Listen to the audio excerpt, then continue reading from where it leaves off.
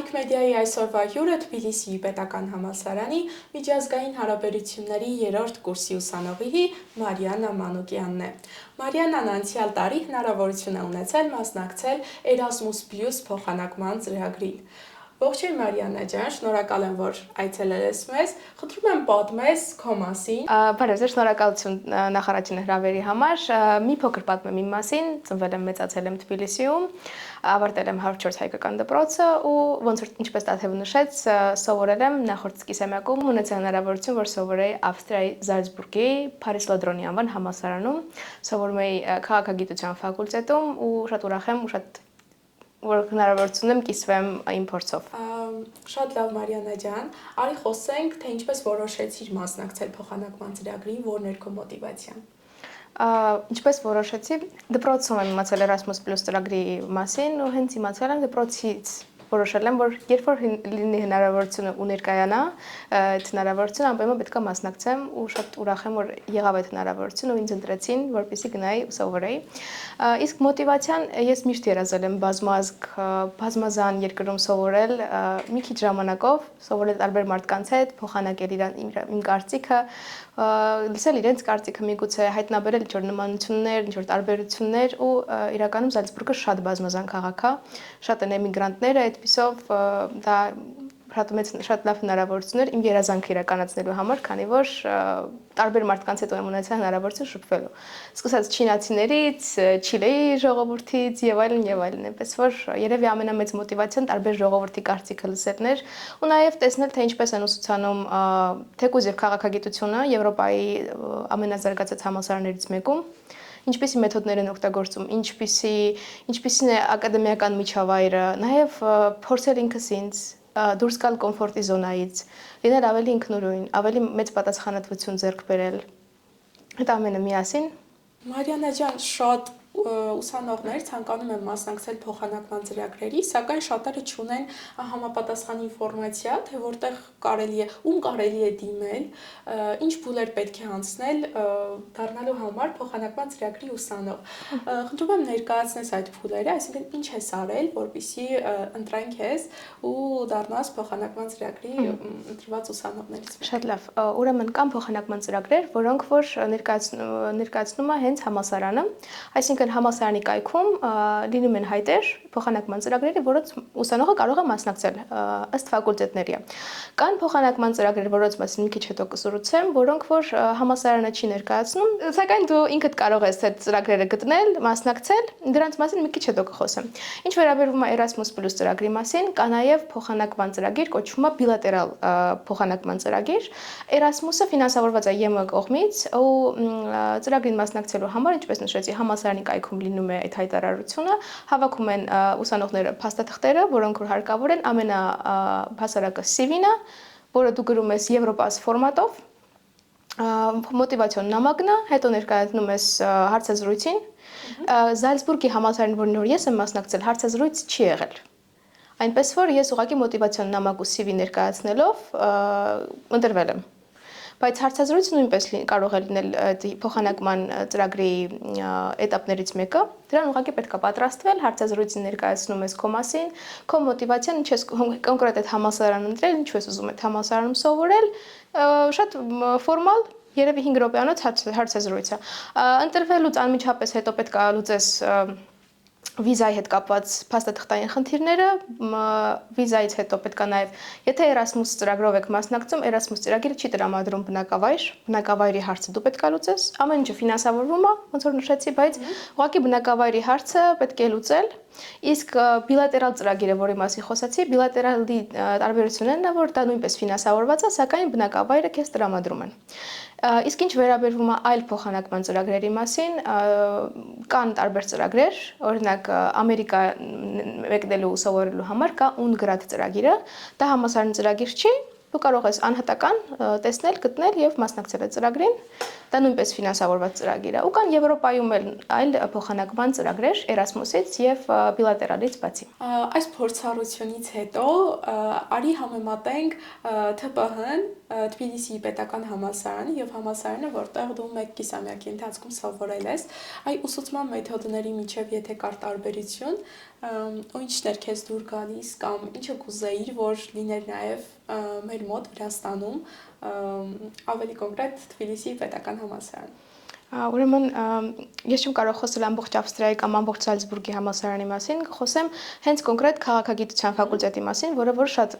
զարգացած է այս համալսարանում։ Մեթոդիկան ինձ շատ դուր եկավ, որովհետև առաջին հերթին շատ ժամանակակից է։ Մենք անցնում ենք գրքերով, հոդվածներով, որոնք գրեթե 3 են հարաբերակվել, շատ ժամանակակից են, այսինքն ժամանակակից են, ավելի նոր են, նոր իրադարձությունների մասին, երեկվա իրադարձությունների մասին են, ու այդ դա շատ one moment ու քանի որ այդ ամեն ինչը նոր է, ավելի ժամանակակից է, դա ինձ շատ դուր եկավ ու շատ կուզենայի, որ ԹՊՀ-ում էլ դա լինի, ու բնականաբար Ավստրիայի այդ համալսարանը շատ մեծ ֆինանսներ ունի ու շատ խրախուսում հետազոտությունները, գրեթե բոլոր դասախոսները անցկացնում են հետազոտություններ ու այդ հետազոտությունների հիման վրա գրում են հոդվածներ, գրքեր, դրա հնարավորությունը այդ համալսարանը ընձեռնում է։ Ցավոք ԹՊՀ-ն չունի նման բյուջետներ, բայց ուղղակի այդ մեթոդիկան շատ լավ է աշխատում, որովհետև ավելի ժամանակակից է, ավելի նոր ու ավելի պրակտիկ գիտելիք է ընձեռնում։ Ես նաև կնշեմ այն ընկերական միջավայրը, որը այնտեղ կար, այդ ուսանող ու աշակերտ, ուսանող ու դասախոս հարաբերությունների մեջ գրեթե ես չեմ նկատել լարվածություն, դա շատ ընկերական, շատ հավասար իրավիճակ էր, երբ որ դասախոսին շատ հետաքրքրում է քո կարծիքը, երբ որ խրախուսվում է քո տարբեր կարծիքը, տարբերվող կարծիքը միգուցե, որովհետև կարգախոսն է հետևյալը, որ հասարակական գիտություններում, իսկ սա հասարակական գիտությունները չկան սխալ կարծիքներ, հիմա կարող է որևէ մեկը վիճի այս կարծիքի հետ, բայց համենայն դեպս այսպիսին է կարգախոսը։ Ինձ շատ դուր եկավ այս ընկերական միջավայրը, նաև կնշեմ տարբերությունը քննությունների հետ կապված, կային շատ տարբեր ֆորմատներ, ինչպես կարող են անցկացնել քննությունները, դու կարող ես ներկայացնել ինչ-որ ծրագիր, ինչ-որ հոդված կարող ես ներկայացնել, դա կլինի քո քննությունը։ Կարող ես ինչ-որ ոդկաստ նկարել, sense հարցազրույց նկարել, ներկայացնել որպես քո քննություն ու ստանալ քո քննությունը։ Դա շատ կարևոր է, նման տարբերվող ծրագրերի կարող ես մասնակցել, կարող ես նաև լինել քո դասախոսի օգնական իր հետազոտության մեջ, նման հնարավորություններ անձեռնվում։ Ու իմ համար կուլտուրային շոկը, երբ որ դասը ավարտվում է, պատկերացրա դասը ավարտվում է ու որպեսզի աշակերտները շնորհակալություն հայտնեն դասախոսին իր վարած դասի համար, նրանք թակում են սեղանին։ Այնպես որ դա իմ համար կուլտուրային շոկ է, չհասկացա ինչի է այդ ամեն ինչը կատարվում, բայց հիմա էլ երբ որ հետ եմ եկել Վրաստան, երբեմն երբ դասախոսը ավարտում է իր դասը, ցանկություն կա, որ թակեմ սեղանին ու ոնց որ այդ սովորությունը մնացել է։ Այս էր տարբերությունը։ Իմ համար շատ մեծ պլյուս էր այն փաստը, որ եթե օրինակ մենք անցնում էինք Չեխիայի քաղաքական իրավիճակի մասին, ամենայն հավանականությամբ կար լսարանում Չեխիայից ուսանողուհի կամ ուսանող, ու մենք կարող էինք հարցնել, այ կարող ես պատմել մեզ Չեխիայի քաղաքական իրավիճակի մասին ու անմիջականորեն կարող էինք կարծիքներ փոխանակել, ինչա կատարվում Չեխիայում կամ ուրիշ տեղ, որովհետև շատ բազմազան էր եւ բազմազգեր մեր միջավայրը։ Իսկ դու հնարավորություն ունեցել ես ինչ-որ ներկայացնել Վրաստանում արկա թեկուզ քաղաքական իրավիճակը, թեկուզ Վրաստանի մասին, այ ինչպիսին էր հետաքրքրությունը ուրիշ ուսանողների շրջանում։ Պատմեմ, ուրեմն մեծամասամբ, երբ որ դու գնում ես փոխանակման ծրագրով, ծրագրի մի մասն է, մի երեկո, որը տրամադրվում է բոլոր երկրների խոհանոցին, ինչ-որ մշակույթին, ու ես մենակ չէի Վրաստանից, ու կային ուրիշ ուսանողներ նույնպես, ու մենք միասին ներկայացրեցինք Վրաստանի խոհանոցը, խոսեցինք Վրաստանի մշակույթի մասին, ներկայացրեցինք խոհանոցը եւ նաեւ ներկայացրեցինք Վրաստանի քաղաքական իրավիճակը, փորձեցինք շտկել լավ ներկայացնել ամեն ինչ, այնպես որ այդ հնարավորությունը ընձեռնում է, համալսարանը տալիս է այդ հնարավորությունը, որպեսզի ներկայացնես քո մշակույթը, ու մենք, ինչպես նշեցի, ծրագրերի հնարավոր է ներկայացնել որևէ ծրագիր, որպես քո քննություն, եւ մենք այդ ուսանողների հետ միասին ներկայացրեցինք Վրաստանի քաղաքական իրավիճակի մասին, դա մեր քննությունն էր, նկարեցինք ոդկաստ, Եվ այդպես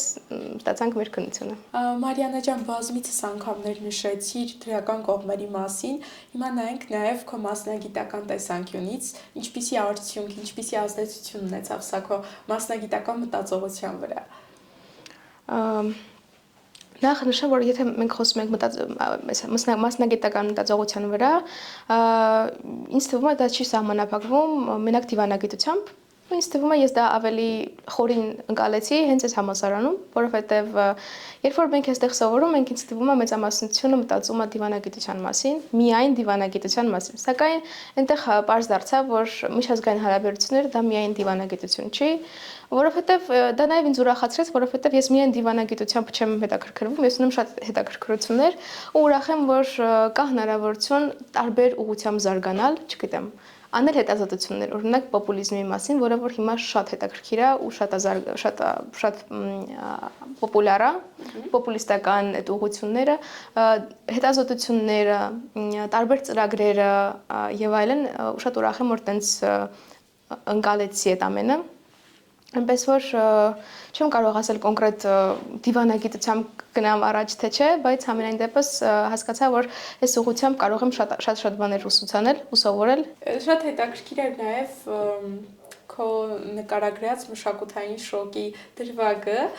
Արի խոսենք նաև մարտահրավերների մասին, կային արդյոք դժվարություններ, մարտահրավերներ, որոնց զբաղվել ես այս ընթացքում։ Պատկերացրու, որ ոչ։ Ինձ թվում է միակ մարտահրավերը եղել է այն, որ ես պետք է շատ սուղ ժամանակում պետք է հասցնեի փաստաթղթային այդ բարդությունները լուծել, որովհետև ես իմացել եմ, որ մեկնում եմ դեկտեմբերին ու պետք է 2 ամսում լուծեի այդ բոլոր փաստաթղթային խնդիրները, դա էր միակ խնդիրը, բարդությունը, այսինքն Վրաստանում է ես այդ բարդության հետ առնչվել, իսկ Ավստրիայում ես չեմ ունեցել որևէ բարդություն։ Ես շատ հեշտ եմ հարմարվել, միգուցե դա ես եմ եղել, կամ միգուցե դա այնց քաղաքներ, որը շատ տաքուկ էր, որը շատ հարմարավետ էր, որը ինձ շատ լավ ընդունեց։ Ես ընդհանրապես օտարություն չեմ զգացել ոչ ժողովրդի կողմից։ Կա չէ կարծրատիպ, որ գերմանացիները, ավստրիացիները շատ սառը ժողովուրդ են, ընդհանրապես չեն ապրումակցում։ Ես կոտրում եմ այդ կարծրատիպը, նման բան չկա, կամ ես չեմ առնչվել նման բանի հետ։ Ինձ քաղաքը եւ ժողովուրդը շատ լավ են ընդունել, ես ընդհանրապես չեմ զգացել օտարություն, բարդությունների հետ դել չեմ առնչվել ընդհանրապես։ Եվ վերջում Մարիանա ջան, ինչ խորհուրդ կտայիր այն երիտասարդներին, ուսանողներին, ովքեր ուզում են մասնակցել նման ծրագրերի, բայց չեն համարձակվում։ Նայ երևի իրավասու չեմ որևէ խորհուրդներ տամ, որովհետև ինչքան էլ որ սա իմ համար ամենադրական փորձն էր, որը ես երբևէ ունեցել եմ, ես որևէ բարդության չեմ հանդիպել Ավստրիայում, ինձ շատ լավ ընդունել այդ երկիրը, այդ քաղաքը, ընդհանրապես ինչպես նշեցի, օտարություն չեմ զգացել, բայց սա համենայն դեպս միևնույն է էմիգրացիա է, որը կապված է ինչ-որ ստրեսի հետ, այնպես որ ես չեմ կարող ժողովրդին խրախուսել, որ անպայման մասնակցեիշ, մարդիկ երիտասարդները պետք է չափեն, ձևեն, հասկանան, արդյոք նրանք ցանկանում են, որովհետև սա միևնույն է էմիգրացիա է ու ես գիտեմ, որ մարդիկ, ովքեր մասնակցել են այս ծրագրին, նույնպես ունեցել են որոշակի բարդություններ, էմիգրացիայի հետ կապված, այդ ստրեսը տարել են։ Բայց կխոսեմ իմ փորձի մասին, կասեմ, որ ես շատ երախտապարտ եմ նման փորձի համար, շատ ուրախ եմ, որ ունեցա հնարավորություն ապրել մենակ օտարության մեջ, դուրս գալ իմ կոմֆորտ զոնայից, լինել բազմազան միջավայրում, փոխանակել իմ կարծիքները, լսել ուրիշի կարծիքները, ինչ որ հայտնաբերել նմանություններ ուրիշ տարբեր ժողովրդի հետ, ուրախ էի, որ ճանապարհորդելու հնարավորություն ունեի, ուրախ էի, որ ժամանակակից հոդվածներով ու գրքերով էի սովորում։ Իմ փորձը շատ լավն էր։ Այսքանը կարող եմ ասել ու ամեն մեկը պետք է հետևություն անի, ինչպես ինքը ցանկանում է։ Շատ լավ Մարիանա ջան, շնորհակալ եմ հետաքրքիր զրույցի համար։ Քեզ հետագայում եւս նման հաջողություններ եմ մաղթում։ Ես եմ շնորհակալություն հրավերի համար, շնորհակալություն։